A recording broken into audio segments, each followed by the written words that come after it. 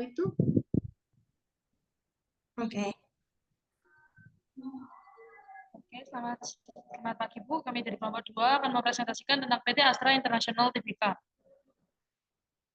Next. Anggota kelompok kami terdiri dari saya, Natali, kemudian ada Diandra, ada Stefani, dan Maria. Untuk latar belakangnya, PT Astra International Tbk merupakan salah satu perusahaan konglomerat yang terbesar di Indonesia dengan sejarah yang panjang dan memiliki reputasi yang kuat. PT Astra memiliki portofolio bisnis yang terdiversifikasi pada berbagai sektor, yaitu otomotif, jasa keuangan, pertambangan, infrastruktur, dan energi. PT Astra juga memiliki banyak anak perusahaan yang mendukung operasionalnya, salah satunya adalah PT Federal International Finance atau FIF. Untuk mendanai operasi dan ekspansi bisnisnya, PT Astra dan anak perusahaannya menggunakan sumber pendanaan yang salah satunya termasuk utang jangka panjang. Data-data yang akan kami uraikan pada makalah ini akan dapat memberikan gambaran secara umum mengenai subsidiary debt sebagai sumber pendanaan jangka panjang bagi anak perusahaan PT Astra Tbk. Pengelolaan risiko yang terkait dengan utang jangka panjang memberi dampak yang signifikan bagi perusahaan MNC yang memiliki subsidiary debt, sehingga pemahaman yang mendalam mengenai utang jangka panjang ini akan dapat membantu perusahaan MNC dalam memaksimalkan subsidiary debt. Next. Untuk konsepnya yang pertama adalah long-term financing. Keuangan jangka panjang mencakup berbagai instrumen keuangan yang memiliki jatuh tempo lebih dari 1 tahun. Instrumen-instrumen ini meliputi pinjaman bank, obligasi, sewa guna usaha, dan berbagai bentuk pembiayaan utang lainnya. Selain itu, instrumen ekuitas, baik yang diperdagangkan di pasar publik maupun yang dimiliki secara pribadi, juga termasuk dalam kategori ini. Jatuh tempo mengacu pada periode antara saat klaim keuangan seperti pinjaman atau obligasi diterbitkan dan tanggal pembayaran akhirnya. Keuangan jangka panjang memainkan peran penting dalam strategi pembiayaan perusahaan. Instrumen-instrumen ini memberikan sumber dana yang stabil dan dapat digunakan untuk mendanai investasi besar, seperti ekspansi bisnis, akuisisi, atau proyek infrastruktur. Sementara pinjaman dan obligasi menyediakan dana dengan kewajiban pembayaran bunga dan pokok yang jelas. Ekuitas menawarkan fleksibilitas tanpa kewajiban pembayaran rutin, meskipun dapat menyebabkan dilusi kepemilikan. Selanjutnya ada debt denomination decision of foreign subsidiaries. Yang pertama, meminjam dana dalam mata uang lokal di negara tempat anak perusahaan tersebut beroperasi dan menggunakan pendapatan yang dihasilkan dari penjualan lokal dalam mata uang yang sama untuk melunasi utang tersebut. Kemudian ada yang kedua, ada meminjam dana dalam mata uang dolar, kemudian mengkonversi dolar tersebut di dalam mata uang lokal untuk mendukung operasi atau ekspansi anak perusahaan. Ketika arus kas masuk dalam mata uang lokal dihasilkan dari penjualan lokal, sebagian dari dana tersebut dapat dikonversi kembali ke dalam dolar untuk membayar utang secara berkala. Selanjutnya ada subsidiary debt. Subsidiary debt merupakan hutang yang dimiliki oleh anak perusahaan di mana pendanaannya dapat dari berbagai instrumen seperti penerbitan obligasi, pinjaman dari bank, dan sebagainya. Struktur modal anak MNC sangat bervariasi. Oleh karena itu, struktur modal untuk anak perusahaan harus berkonsultasi dengan induknya.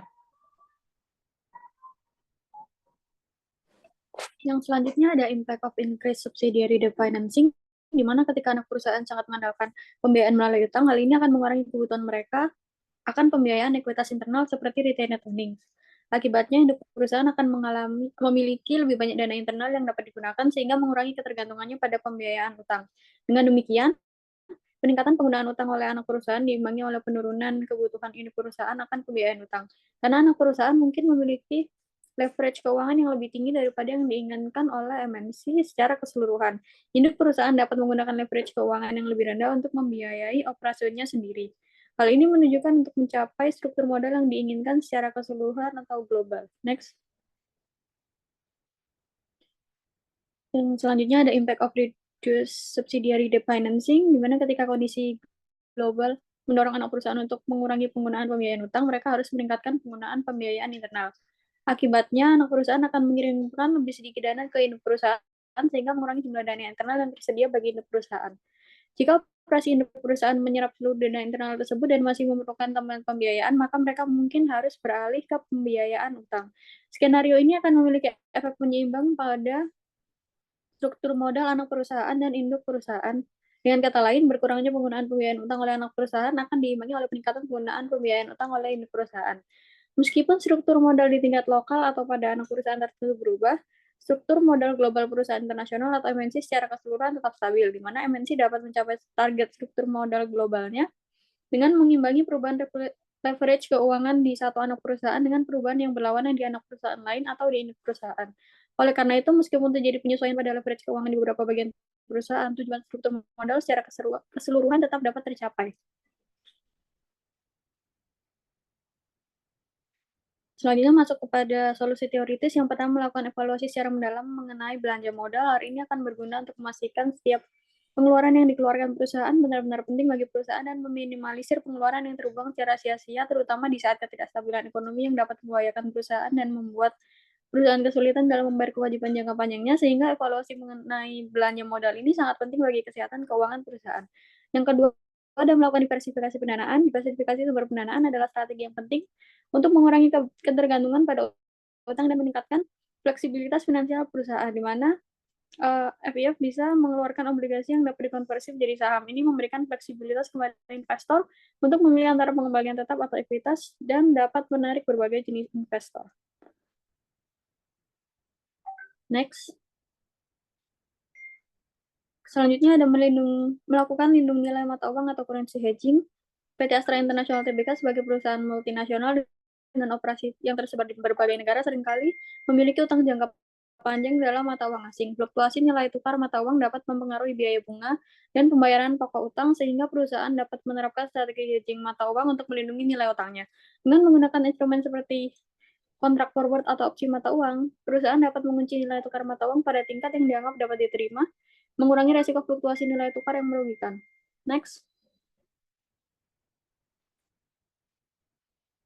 Masuk dalam pembahasan yang pertama, yaitu gambaran long-term debt financing pada PT Federal International Finance atau FIF sebagai subsidiari PT Astra International Tbk.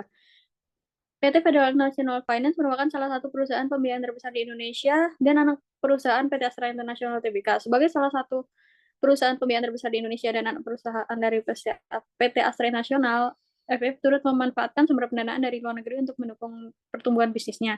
Berikut adalah data liabilitas yang dimiliki FIF tahun 2022 dan 2023. Next. Pada data tersebut menunjukkan total liabilitas untuk PT FIF tahun 2022 sebesar 23.420.939 juta dan pada tahun 2023 sebesar 27.887.838 juta. Selain itu diketahui juga data ekuitas pada FIF adalah pada tahun 2023 sebesar 11.291.058, sedangkan untuk tahun 2022 sebesar 11.121.517 juta. Next.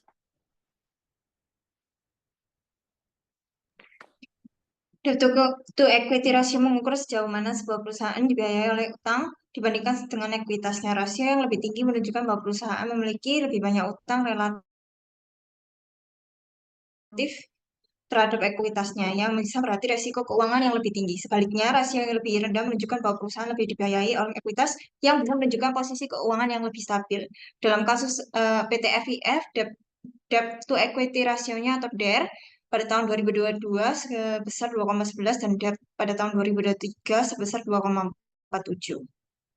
Kemudian sumber pendanaan FIF diantaranya yaitu fasilitas pinjaman berkelanjutan sebesar 60 juta US dollar dari Mizuho Bank, LTD MUFG Bank, dan Sumitomo Mitsui Banking Corporation. Singapore Branch merupakan salah satu instrumen pendanaan internasional yang digunakan oleh PT FIF dalam upayanya untuk memperkuat strategi keuangan berkelanjutan. Pinjaman ini tidak hanya menyediakan sumber modal yang signifikan bagi FIF, tetapi juga mendukung perusahaan dalam mengintegrasikan praktik-praktik berkelanjutan ke dalam seluruh aspek operasionalnya. Dengan fasilitas pinjaman ini, FIF berkomitmen untuk mendukung tujuan pembangunan berkelanjutan yang direncanakan oleh PBB yang mencakup berbagai aspek, mulai dari pengentasan kemiskinan, pendidikan berkualitas, kesetaraan gender, hingga aksi iklim. Dana dari pinjaman ini akan digunakan sebagai modal usaha dan penyaluran pembiayaan yang dirancang untuk memberikan dampak positif dan berkelanjutan bagi masyarakat dan lingkungan. Sebagai contoh, FIF akan memanfaatkan hal tersebut untuk mengembangkan produk-produk pembiayaan yang ramah lingkungan seperti fasilitas pinjaman untuk sepeda motor listrik dan produk-produk ramah lingkungan lainnya. Selain itu, FIF juga berkomitmen untuk memberdayakan kelompok-kelompok yang selama ini kurang terlayani, seperti perempuan dan penyandang disabilitas dengan menyediakan akses pembiayaan yang lebih mudah dan terjangkau. Dengan demikian, inisiatif penerbitan ESG Loan ini tidak hanya mencerminkan komitmen FIF dan mencapai aspirasi keberlanjutan tahun 2030, tetapi juga sebagai langkah konkret dalam mendukung implementasi Sustainable Finance Roadmap yang digagas oleh Otoritas Jasa Keuangan. Direktur Keuangan FIF Valentina Chai dalam keterangan resminya menegaskan bahwa perusahaan berkomitmen penuh untuk mewujudkan praktik berkelanjutan terutama di sektor pembiayaan. Komitmen ini diwujudkan melalui pengembangan inovasi produk dan layanan keuangan berkelanjutan yang diharapkan dapat memberikan manfaat jangka panjang bagi lingkungan dan komunitas yang dilayani oleh FIF. PT Federal International Finance juga menerbitkan EMTN senilai 1 miliar US dollar atau sekitar 13,9 triliun rupiah. Dan tersebut akan digunakan untuk sebagian pelunasan utang yang akan jatuh tempo. Penerbitan surat utang jangka menengah ini akan dilakukan secara berkelanjutan dengan perjanjian agen dan dealer yang telah ditandatangani pada 20 April 2018. Langkah ini diambil sebagai salah satu sumber pendanaan bagi perusahaan. PT Federal International Finance memiliki DER yang cukup besar yaitu 2,11 pada tahun 2022 dan 2,47 pada tahun 2023. DER yang tinggi menunjukkan bahwa proporsi modal lebih rendah daripada proporsi liabilitas untuk membiayai aktiva. Selain itu, DER yang tinggi dapat mengakibatkan tingginya risiko finansial perusahaan dan tingginya ketergantungan terhadap kreditur. Maka solusi untuk PT Federal International Finance agar DER perusahaannya berkurang yaitu dengan mengurangi biaya operasional yang tidak perlu dan meningkatkan efisiensi operasional dapat mengurangi biaya dan dapat meningkatkan keuntungan bersih karena kan hal ini dapat mengurangi biaya produksi dan operasional dan perusahaan dapat menggunakan sumber dayanya secara optimal sehingga kewajiban perusahaan dapat berkurang dan kemampuan perusahaan untuk membiayai liabilitas semakin meningkat. Mengevaluasi aset dan menjual aset yang tidak produktif atau aset yang tidak digunakan dapat menjadi salah satu cara bagi perusahaan untuk membantu melunasi liabilitasnya. Kemudian diversifikasi sumber pendanaan selain mengandalkan utang sebagai sumber utama pendanaan, PT FIF sebagai anak perusahaan PT Astra International Tbk sebaiknya mempertimbangkan untuk memperluas cakupan sumber pendanaan lainnya. Pendekatan ini tidak hanya dapat mengurangi beban utang yang ada, tetapi meningkatkan fleksibilitas finansial perusahaan supaya FIF dapat menciptakan portofolio pendanaan yang lebih seimbang. Selanjutnya, dalam mengelola utang luar negeri, PT Federal International Finance harus mempertimbangkan strategi hedging yang efektif untuk mengurangi risiko terhadap fluktuasi mata uang dan suku bunga. Dapat berdampak signifikan pada biaya pembayaran utang. Sebagai contoh, ketika FIF menerbitkan EMTN pada mata uang asing seperti dolar AS, mereka menghadapi risiko terkait perubahan nilai tukar yang tidak terduga. Fluktuasi ini bisa mengakibatkan kenaikan biaya pembayaran utang dalam mata uang domestik yang lebih tinggi dari perkiraan awal. Untuk mengatasi risiko ini, FIF dapat memanfaatkan kontrak forward untuk mata uang yang memungkinkan mereka untuk mengunci kurs tukar mata uang yang akan digunakan pada tanggal tertentu di masa mendatang, sehingga memberikan perlindungan terhadap fluktuasi nilai tukar yang merugikan. Selain itu, penggunaan hedging suku bunga yang juga krusial bagi FIF yang mengelola pinjaman dengan suku bunga variabel dari bank-bank internasional. Suku bunga yang bervariasi dapat meningkatkan risiko terhadap biaya bunga yang lebih tinggi di masa mendatang. Mengingat perubahan kondisi pasar global yang tidak terduga, melalui swap suku bunga, FIF dapat mempertimbangkan dan untuk menukar pembayaran bunga variabel dengan pembayaran bunga tetap atau sebaliknya, sesuai dengan strategi yang paling sesuai dengan profil risiko dan keuangan perusahaan. Next. Untuk konklusinya, PT Astra International Tbk adalah salah satu perusahaan terbesar di Indonesia dengan portofolio bisnis yang sangat terdiversifikasi dalam berbagai sektor industri, termasuk otomotif, jasa keuangan, pertambangan, infrastruktur, dan energi. Keberadaan Astra di berbagai sektor ini menunjukkan kekuatannya sebagai pemain utama dalam ekonomi Indonesia, mampu beradaptasi dengan berbagai dinamika pasar dan kondisi ekonomi. Salah satu anak perusahaan PT Astra International Tbk yaitu PT FIF mendapatkan pendanaan perusahaan sebagian besar dengan hutang atau tergantung dengan pihak luar, yaitu kreditur yang tidak hanya dari Indonesia namun juga dengan bank luar negeri yaitu PT FIF juga menerbitkan EMTN. Hal ini menyebabkan DER PT Astra International Tbk dan PT FIF cukup tinggi yang membuktikan bahwa perusahaan dalam biaya aktiva lebih cenderung menggunakan hutang daripada modalnya. diversifikasi portofolio bisnis yang dilakukan oleh Astra menjadi salah satu cara dalam menghadapi debt perusahaan yang tinggi dengan mencari alternatif lain sebagai sumber pendanaan perusahaan. Selain itu, perusahaan perlu mempertimbangkan strategi hedging dalam mengelola hutang luar negerinya. Next. Untuk rekomendasi yang pertama yaitu pengelolaan risiko mata uang.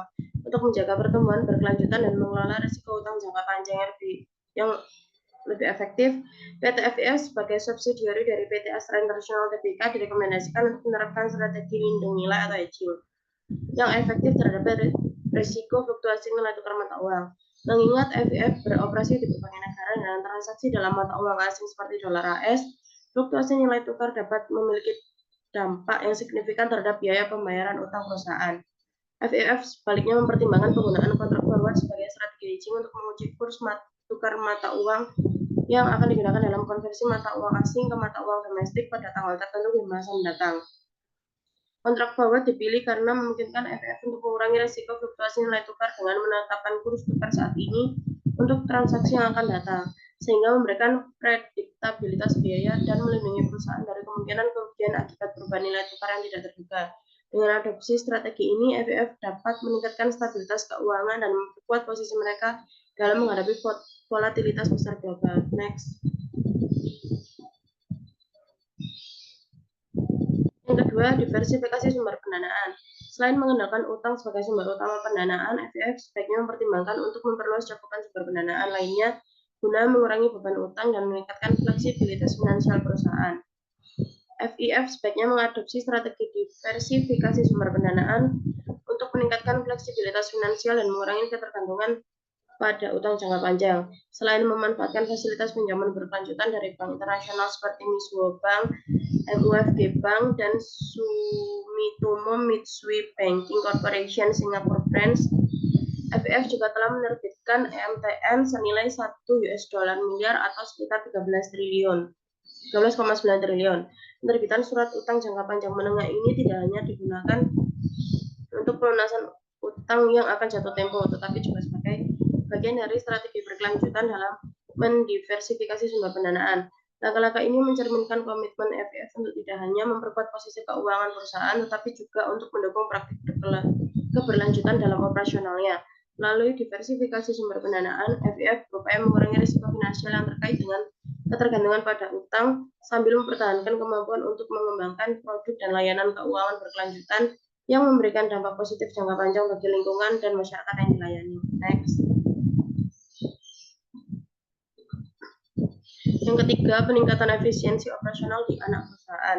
Sebagai subsidiary, Astra perlu mendorong perusahaannya untuk meningkatkan efisiensi operasional dan pengelolaan keuangan. Hal ini dikarenakan dengan efisiensi operasional perusahaan, maka dapat mengurangi biaya produksi dan operasional, dan perusahaan dapat menggunakan sumber dayanya secara optimal sehingga kewajiban perusahaan dapat berkurang dan kemampuan perusahaan untuk membayar liabilitas semakin meningkat. Yang keempat, mengevaluasi aset dan menjual aset yang tidak produktif atau aset yang digunakan. Dapat menjadi salah satu cara bagi perusahaan untuk membantu melunasi liabilitasnya. Hal ini dapat dilakukan dengan mengevaluasi penggunaan aset untuk mengetahui aset yang jarang digunakan. Selain itu, dapat menggunakan ROA untuk mengukur seberapa efisien aset menghasilkan pendapatan dan mengevaluasi biaya pemeliharaan dalam operasional aset bila biaya tersebut tinggi. Namun kontribusi terhadap pendapatan rendah, maka aset mungkin tidak produktif. Dan yang kelima, optimalisasi struktur modal. Astra perlu terus mengevaluasi dan mengoptimalkan struktur modalnya untuk memastikan keseimbangan yang sehat antara utang dan ekuitas. Hal ini bisa dilakukan melalui penerbitan saham baru atau konversi utang menjadi ekuitas jika diperlukan, guna menjaga rasio utang terhadap ekuitas tetap rendah dan fleksibilitas keuangan yang tinggi. Next. Sekian presentasi dari kelompok kami. Terima kasih.